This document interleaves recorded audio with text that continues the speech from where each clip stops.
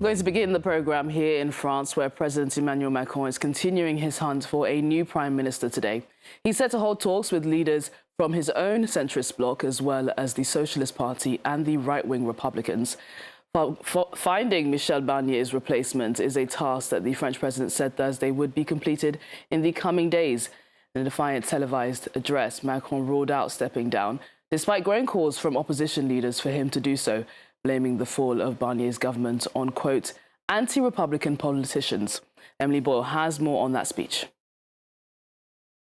In his first allocution since the fall of his government on Wednesday, Macron announced he would be naming a prime minister in the next few days. In the next few days, I will appoint a prime minister. I will instruct him to form a government of general interest representing all the political forces of a government that can participate in it, or at least undertake not to censor it. Michel Barnier was forced to hand in his resignation and that of his government after the motion of no confidence passed by 331 votes. Barnier had been in the role 3 months, the shortest tenure of any prime minister in modern French history. The president, who looked significantly weaker after the motion of no confidence, came out defiant. He assured his critics he would not be stepping down. The mandate that you democratically gave me is a mandate of 5 years, and I will remain in office until the end of that term. Macron lashed out at what he called an anti-Republican front, which was not working in the interests of the French people. I will never assume the irresponsibility of others, especially of members of parliament who choose to bring down France's budget and government only a few days before the Christmas holidays. Macron.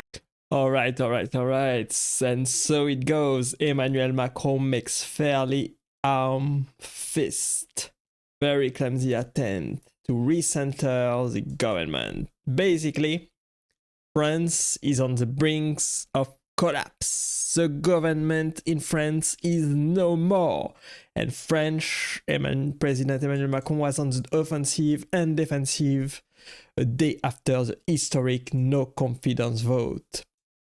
France has no functioning government right now, and he put the responsibility on the far right and the far left for bringing down his Prime Minister Barnier government and choosing disorder. He has accused the far right and the far left of the French Parliament, both parties, from Marine Le Pen and from Jean-Luc Mélenchon, to bring down his government and create disorder.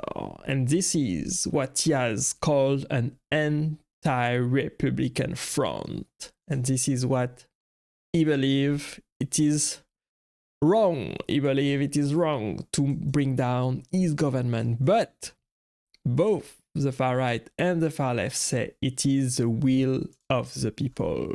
Emmanuel Macron, right there, is the 8th president of the 5th Republic of France. He launched his own party to get elected first in 2016. His party was called En Marche.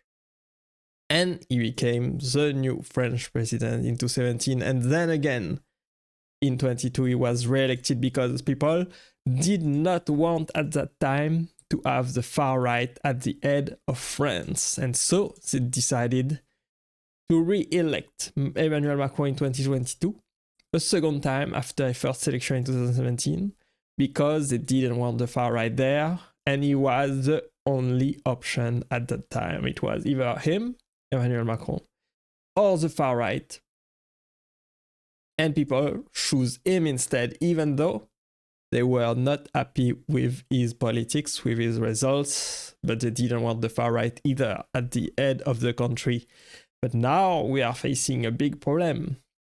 He needs to choose a new French Prime Minister, a nouveau Premier Ministre, in the next couple of days, because both the far left and the far right have united against him in the French Parliament.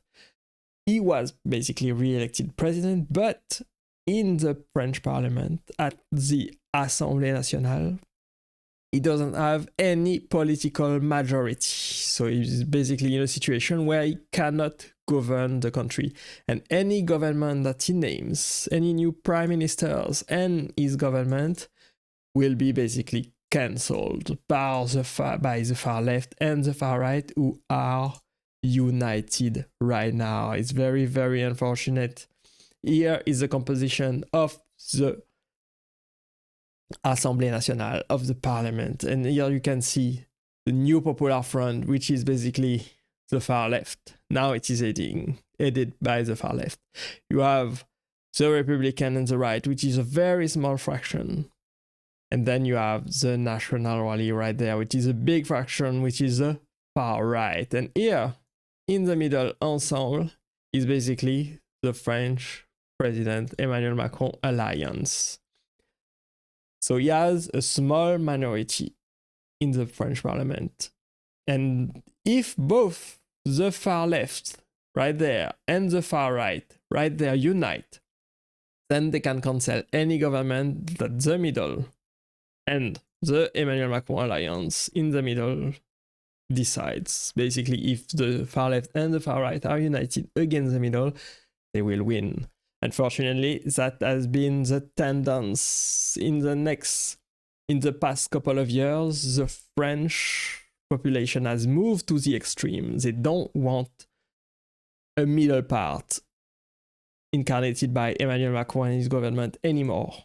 They want radical change. They want a populist change. They want a government for the people, and they want regulation, and they want laws, and they want lower taxes, they want more employment, they want more social aid. And so they have gone to the left, the extreme left, the far left, and to the right, the extreme left, the extreme right, and the far right. And nobody is in there in the middle anymore. And even the middle is getting smaller and smaller as we speak. And some of the middle are going either to the left or either to the right and making alliance, abandoning the French president right there in the middle, who is highly unpopular. So that's what is happening in France right now, and that's a huge issue for the whole country and its whole population. And people on X are saying the government in France has collapsed with a vote of no confidence in parliament. The prime minister has been fired by the far left and the far right. The government has been fired by the union of the far right and the far left. So that is exactly what is happening right now. Unfortunately, the French government collapse means that the far right, which is the party, the National Rally Party of Marine Le Pen, that you can see right there in the picture, is gaining more and more influence as we speak. Basically, the far left was not happy, passed a vote of no confidence to make the government go away, to dissolve the government of the French president, and the far right from Marine Le Pen, right there, united with the far left, right there, voted the same thing. They voted the same resolution. They passed the vote of no confidence with a huge majority. If both the extreme right and both the extreme left unite, they can do whatever they want. And the middle, allied with Emmanuel Macron, cannot do anything. That's what's going on. Le Pen is getting control of France. It would be a huge success, they say on Twitter. They say the age of globalists is coming to an end. The age of patriotic populists is about to begin. Vive Le Pen, they say on X.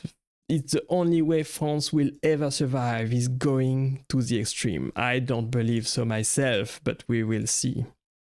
Macron is a useless little dictator who has been keeping 68 million French people under pressure for years, they say on X. An evil man has betrayed his own people. Back up, back up. People are not happy with Macron. The people of France want change. And so they believe that going to the far left or the far right is the solution. I don't think so myself. I don't think this is a good idea.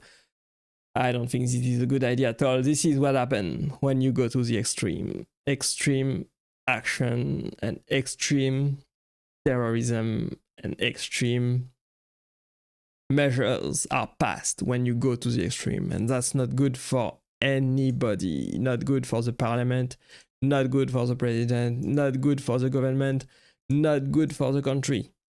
But the problem is that the people in the middle are doing nothing for the French population. They are not doing anything good at the moment, and people are not happy with what's going on in the middle. That's why they have to resort to the extreme to trigger change in the country. Very, very, very unfortunate to see. This is what happened with Notre Dame a couple years ago. We still don't know what happened, but it got on fire, probably because people were not happy with Emmanuel Macron and his policies, and so they set this building on fire to prove that they were not happy with him, unfortunately. And now it's gonna be reopened very, very soon with a new architecture, a new modern architecture. It's opening again tomorrow. It has been fully restored after it got caught on fire. Tomorrow on Saturday, it will be open again to the public. There will be a huge inauguration and a huge party right there to see the new building. Of course, Emmanuel Macron will be there. He will be at the opening ceremony again. And he has invited many different leaders from many different countries from all over the world, and we will see exactly if they are happy with him, if they are happy with the result or not. But we will see. French president will name a new prime minister and a new government within the next few days. So maybe the new prime minister and maybe the new government will be able to do better than he did the last couple of years. We will see. I'm not really sure about that. But what is sure is that the country is in big trouble. The France is in big trouble. And we have to find a solution together. I hope you enjoyed this video with me today, guys. I hope you learned a lot. Thanks for staying with me and watching to the end. Click right there to watch the next video, and I will see you there. Bye bye.